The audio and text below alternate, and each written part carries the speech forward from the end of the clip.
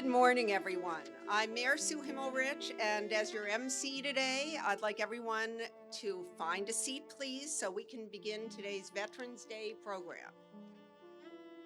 As I said, let's find a seat. And now, I ask you to please stand as we post the colors and Walter Ho will perform our national anthem.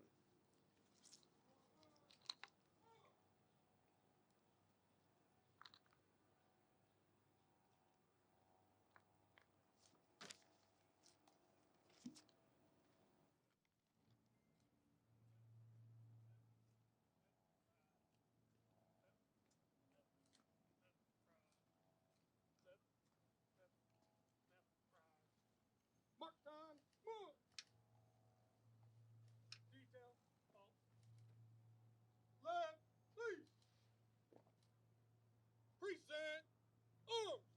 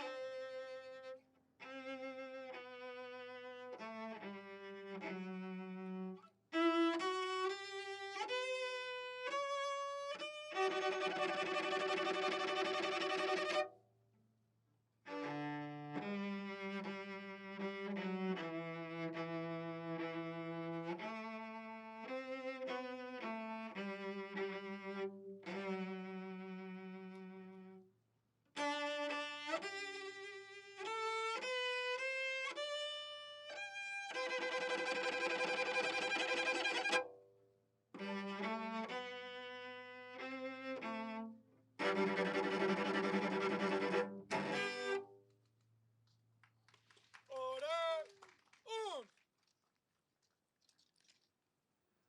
About, please.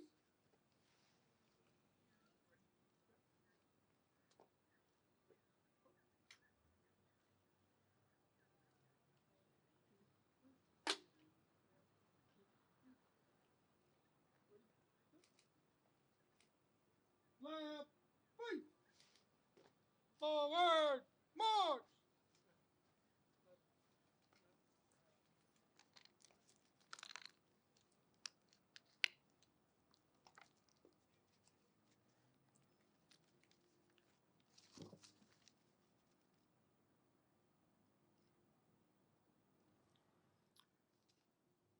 Thank you, and please have a seat. Welcome, everyone, to Santa Monica on this beautiful day in paradise as we join together to honor the veterans in our lives and in our community. Our heartfelt gratitude to all of the active duty officers and veterans who are here with us today, and to those watching from home. We know your service allows us our liberties, and for this, you have our eternal thanks. Would all the veterans here with us today please stand so we can recognize you and your service.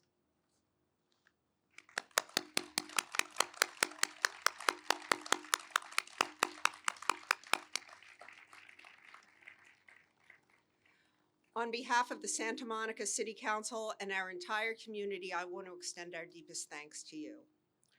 In addition to all the veterans here with us today, I want to take a moment to thank General Curtis Taylor, who is the commanding general of the National Training Center in Fort Irwin, California, for making the trip to Santa Monica and spending Veterans Day with us.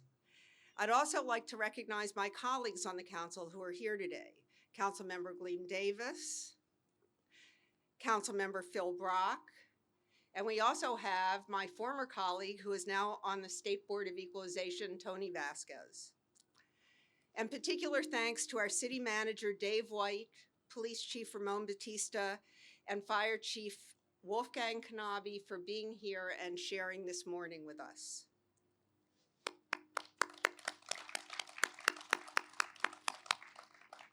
I'd also like to recognize Boy Scout Troop 67 that is here with us.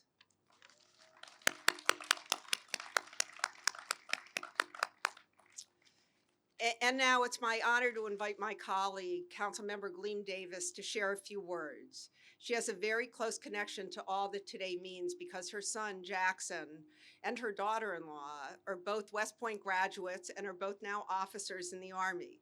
So please join me in welcoming Councilmember Davis to the podium.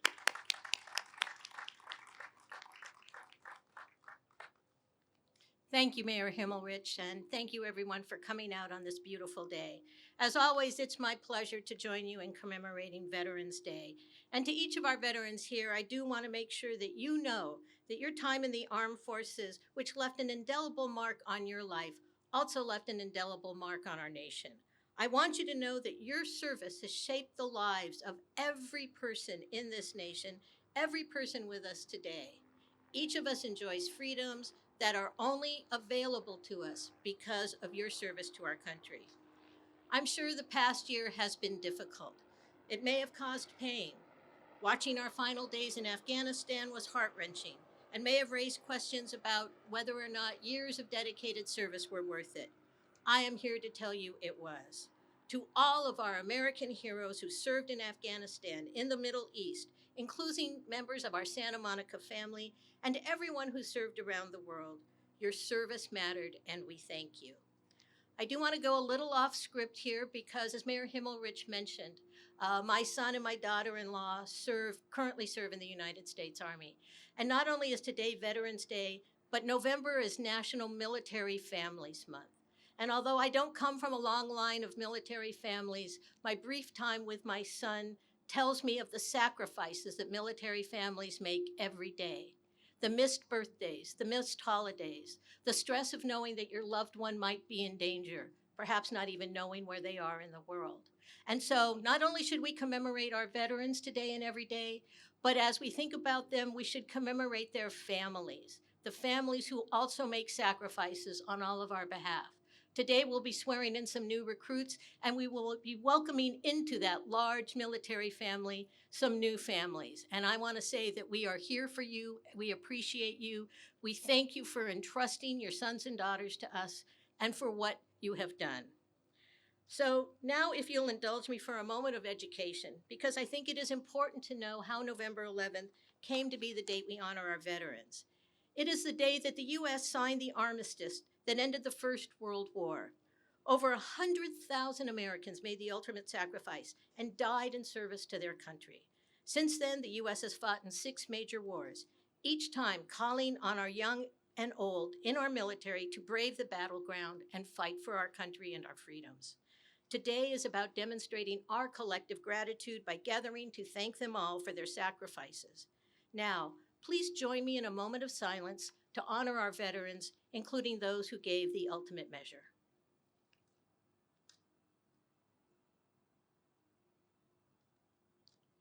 Thank you. While today we gather here in this gorgeous setting, just over the bluffs there in Palisades Park stand 5 pillars that honor each branch of our military: the Army, the Navy, the Marines, the Air Force, and the Coast Guard. 20 years ago, we dedicated the Veterans Memorial as a special place for people to reflect, remember, and show respect for those who gave their lives and those who have returned from the battle. I hope that during the month of November, everyone here and everyone watching will visit this memorial, which symbolizes both our gratitude, but also peace and healing. Please take the time this month to reach out to any veterans you may know. Offer them a personal thank you. Small moments of gratitude make a meaningful difference and pale in comparison to the years of service in the armed forces that many of our fellow citizens have given. In closing, I want to thank the Los Angeles Army Recruitment Battalion and the California Army National Guard for being terrific partners in today's program. Thank you so much, and happy Veterans Day.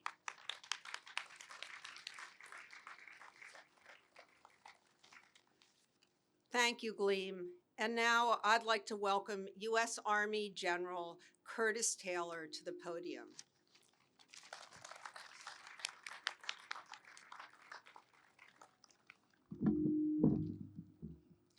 Hey, good morning, and what a beautiful day here in Santa Monica. Thank you so much for having us here and for this incredible tribute to our veterans and to our nation's armed forces.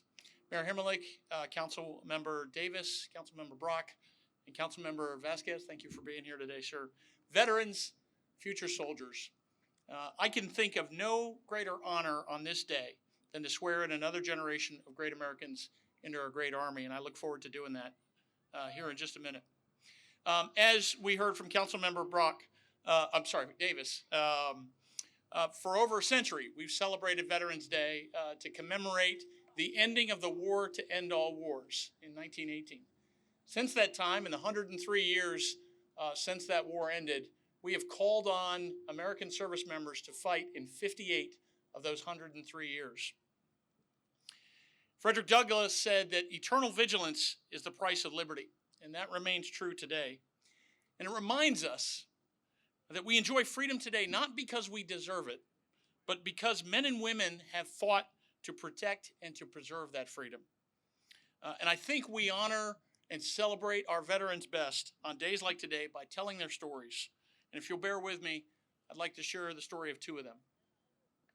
First is Rick Rescorla. Rick grew up in England in the 1940s, where his earliest memories were of American GIs training for the D-Day invasion. From that experience, he developed a love and respect for the American soldier that eventually led to him immigrating to the U.S., joining the Army, and landing in Vietnam as an infantry platoon leader. Rick and his platoon were soon thrust into the center of history in one of the most harrowing battles of the entire war. Cut off and surrounded by a North Vietnamese regiment, Rick and his platoon fought for 4 days to stay alive deep in the Ia Drang Valley, an epic feat that is now immortalized in the movie We Were Soldiers, starring Mel Gibson.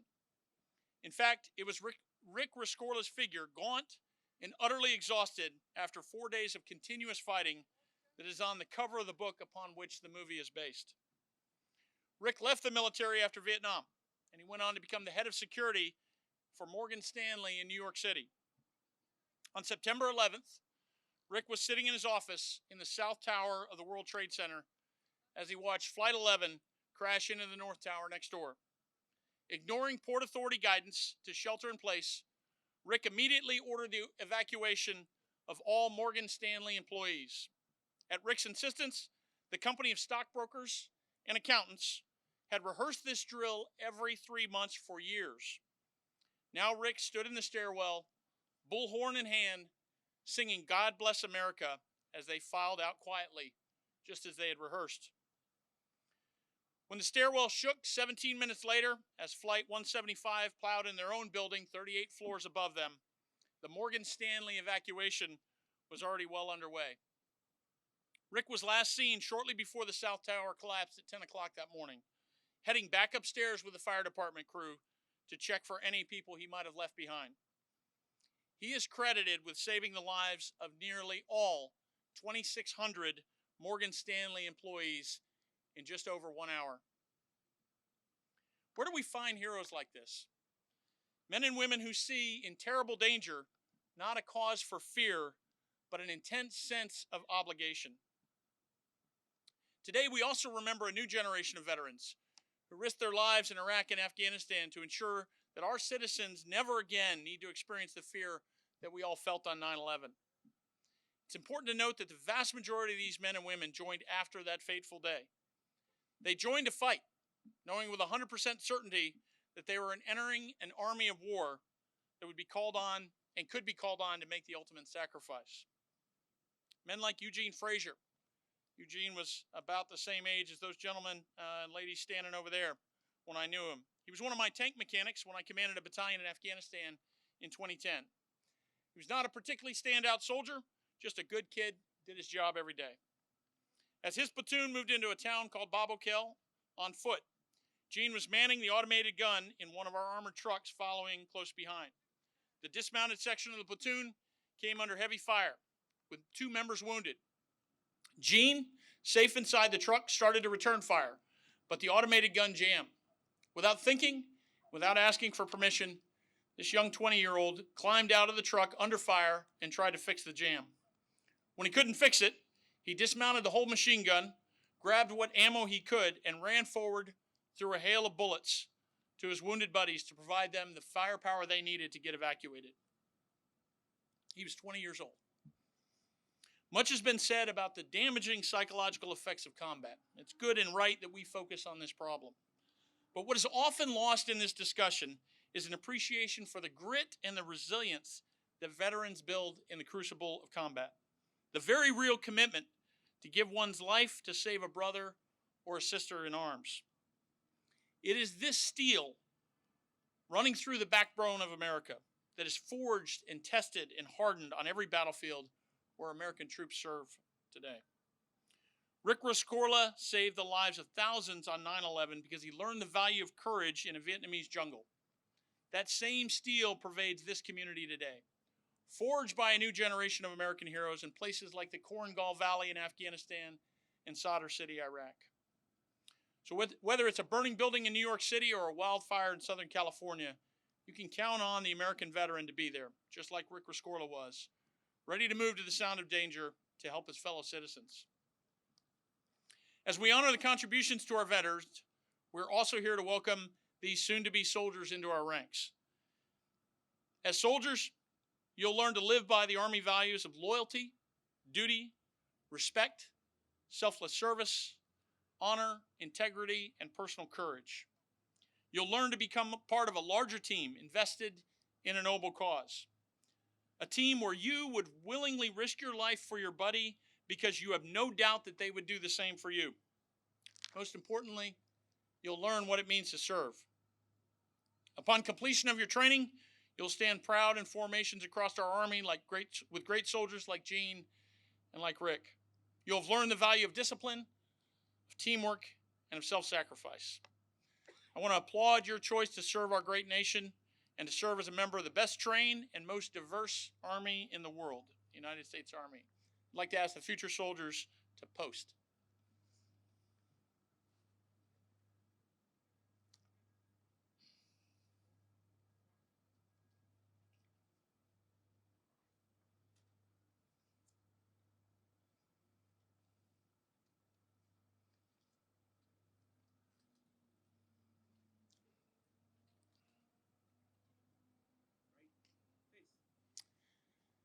We are uniquely privileged in our democracy that we do not swear an oath to a king or to a monarch or to any one individual. We swear an oath to the Constitution of the United States. That oath is a very serious commitment that we make. The oath I'm about to deliver to you is virtually identical to the oath taken by every member of your chain of command, to include the President of the United States. So please raise your right hand and repeat after me. I state your name. Do solemnly swear that I will support and defend the Constitution of the United States against all enemies, foreign and domestic, and that I will bear true faith and allegiance to the same, and that I will obey the orders of the President and the orders of the officers appointed over me according to regulations and the Uniform Code of Military Justice. So help me God. Please put your hands down. Welcome to the Army. All right, please join me in a round of applause for these outstanding future soldiers.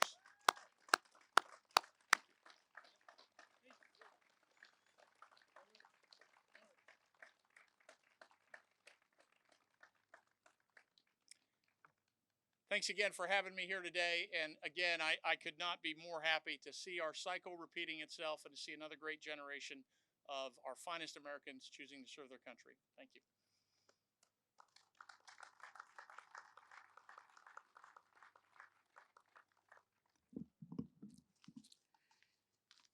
Thank you, General. Thank you, General Taylor. Oh, got it. Thank you, General Taylor.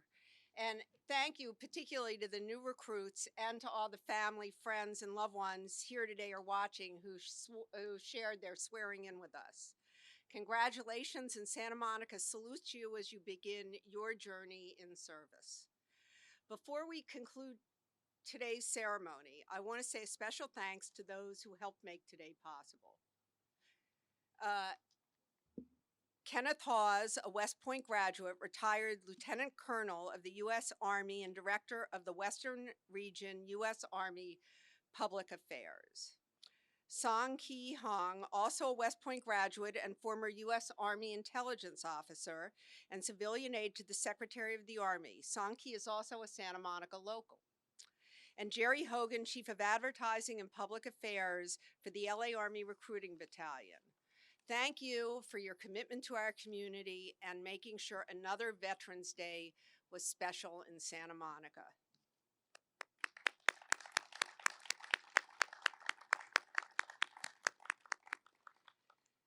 Thanks to all of you for joining us today as we honored all those who have served our country.